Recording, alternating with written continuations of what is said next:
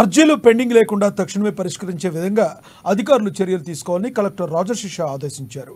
జిల్లా కేంద్రంలోని కలెక్టరేట్ సమావేశ మందిరంలో సోమవారం ప్రజావాణి కార్యక్రమం నిర్వహించగా వివిధ ప్రాంతాల నుండి వచ్చిన ప్రజలు పలు సమస్యలపై అర్జీల రూపంలో అధికారులకు అందజేశారు.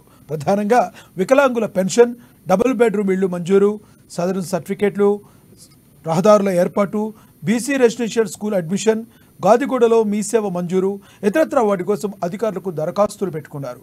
దాదాపుగా 156 అర్జీలు వివిధ శాఖలకు సంబంధించి వచ్చాయి.